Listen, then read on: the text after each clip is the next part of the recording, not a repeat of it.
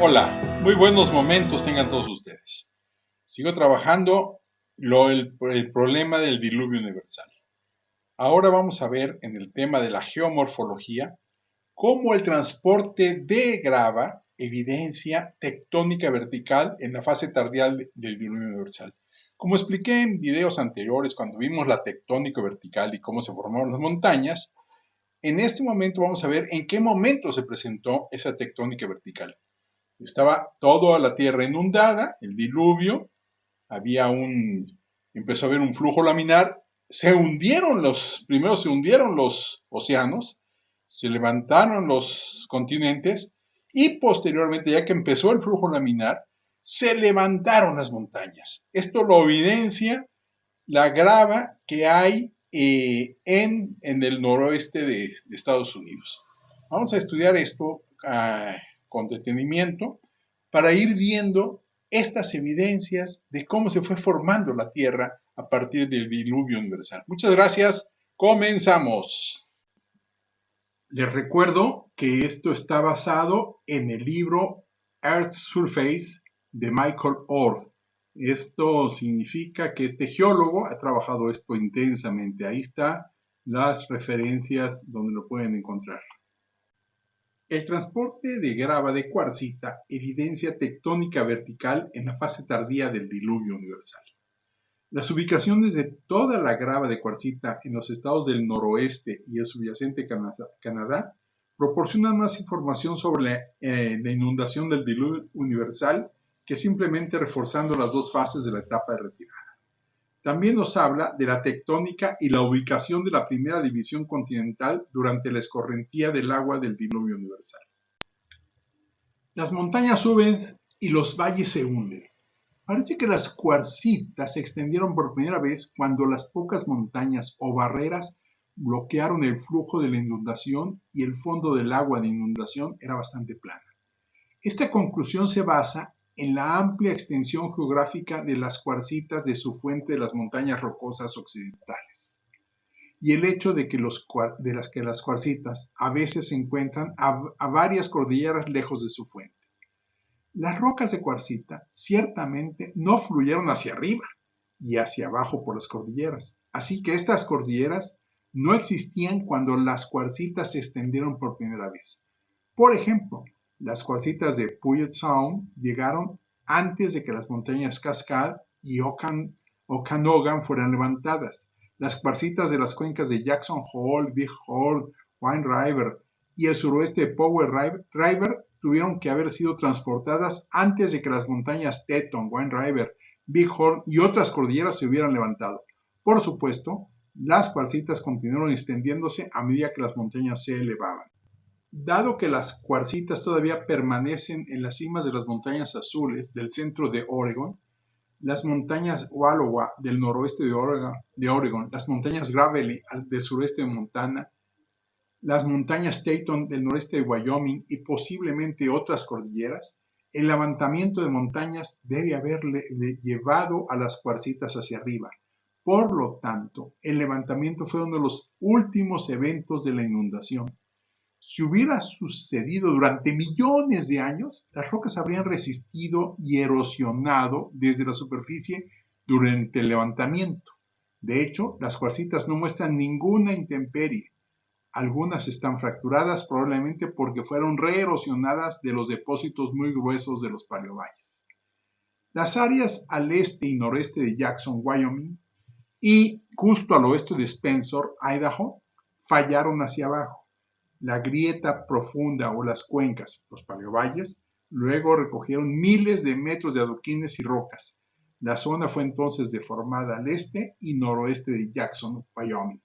El 85% del volumen original del depósito se erosionó, lo que implica tectónica ascendente después de que la grava se acumuló. Fue en paleovalles profundos donde se formaron marcas de solución de presión y fracturas, la parte superior de la acumulación que más tarde se erosionó, ya que encontramos cuarcitas con marcas de solución de presión lejos de los paleovalles originales. Los fósiles marinos encontrados en las gravas de cuarcita del noroeste de Wyoming indican que el levantamiento inicial ocurrió bajo el agua, a medida que las gravas de cuarcita se extendían lejos de las montañas rocosas. El grueso conglomerado de piedra caliza y los depósitos de brecha del suroeste de Montana y el adyacente Idaho probablemente se formaron muy temprano en la escorrentía del diluvio a medida que las montañas comenzaban a subir. También hay una enorme intrusión de granito en el centro de Idaho llamado Idaho Batholith, como se ve en la figura.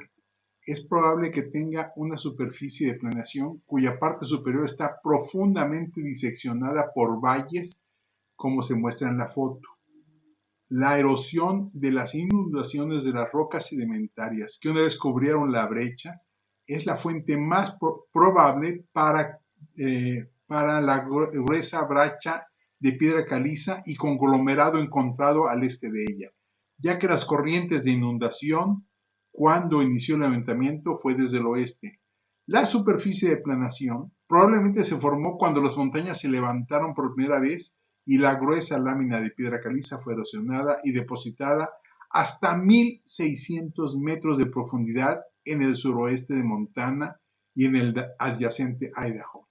Estos desechos erosionados de piedra caliza fueron entonces sujetos a tectónica vertical diferencial y erosión adicional, y algunos de los escombros terminaron como la cima de las montañas, como la esfinge de la cordillera Madison, como se ve en la foto, y los picos del conglomerado rojo a lo largo de la frontera entre Montana y Idaho, como muestra la foto. Parte del conglomerado de piedra caliza y la brecha fallaban hacia abajo a medida que los valles se hundieron. Fue durante la tectónica vertical diferencial que la grava de cuarcita se extendió hacia el sureste y se concentró principalmente en los valles del suroeste de Montana. La razón por la que la grava de cuarcita rara vez se asocia con el conglomerado de piedra caliza y la brecha es porque la piedra caliza fue pulverizada durante el transporte catastrófico de inundaciones.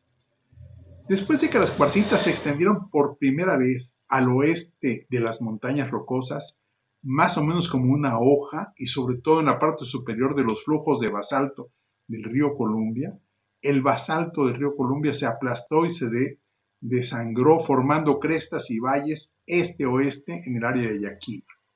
Esto explica por qué las cuarcitas todavía se encuentran en parches en la parte superior de los pliegues y anticlinas.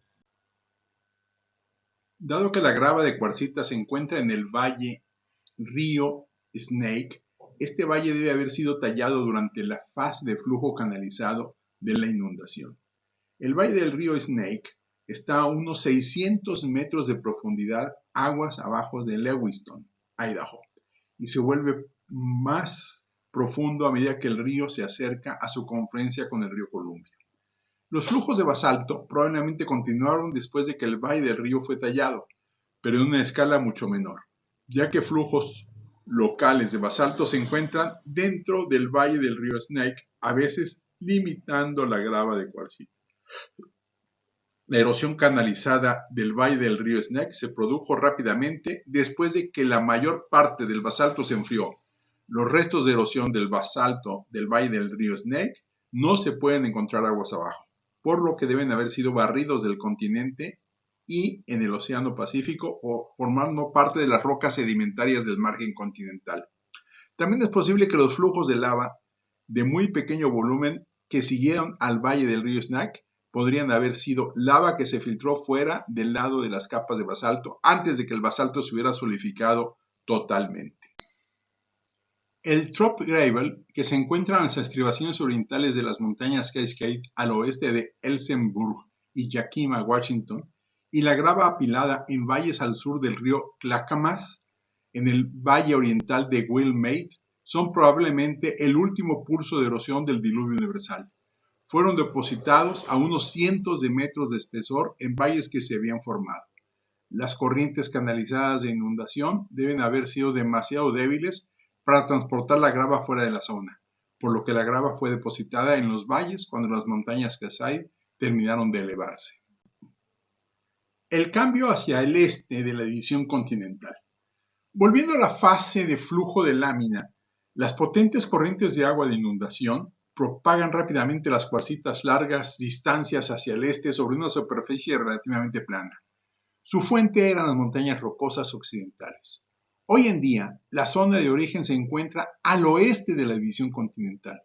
Esto significa que decenas de miles de millones de rocas de cuarcita tuvieron que ser transportadas hacia el este cuando la división continental estaba más al oeste durante el levantamiento temprano de las montañas rocosas. Esto también explica cómo las capas de piedra caliza en la parte superior de la elevación del batholith Idaho fueron destrozadas y se extendieron hacia el este desde Idaho Batholith al oeste de la división, formando más de 1,600 metros de escombros de piedra en el suroeste de Montana.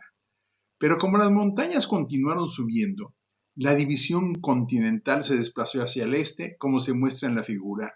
Después de la inundación, la división continental terminó más al este hasta donde está el día de hoy.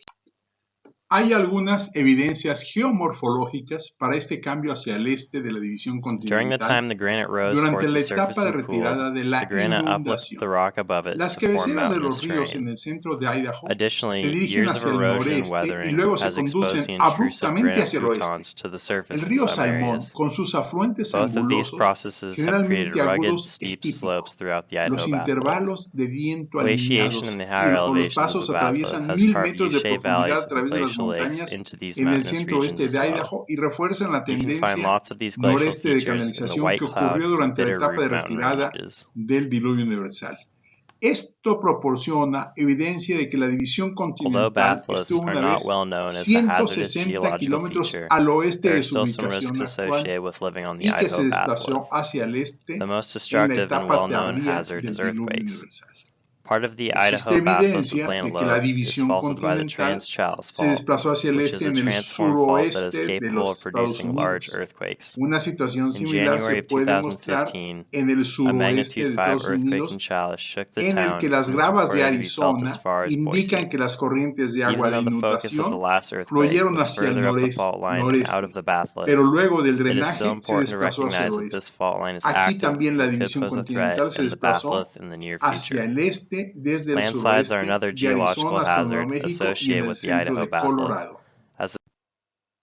Pues como hemos visto, el diluvio universal provocó primero un flujo masivo de agua hacia los continentes, luego se levantaron las montañas, todavía estaba la inundación, y esas montañas fueron cambiando de lugar, primero más al este, luego al oeste, luego al este, y esto provocó que muchos ríos cambiaran su trayectoria. Esta tectónica vertical fue explicada en otros videos y es muy bien explicada por Walter Brown, que escribió todo muy detallado sobre la teoría de la hidroplaca y cómo él encuentra las fórmulas para el levantamiento tectónico, para el levantamiento de las grandes montañas. Aquí se presenta la evidencia geológica por parte de Michael Orr. Muchas gracias, seguiremos trabajando sobre la geomorfología y sobre todo estas evidencias maravillosas que nos demuestran que el diluvio universal fue un acontecimiento básico y que si lo ignoramos, vamos a ignorar nuestra historia y el conocimiento del mundo. Muchas gracias.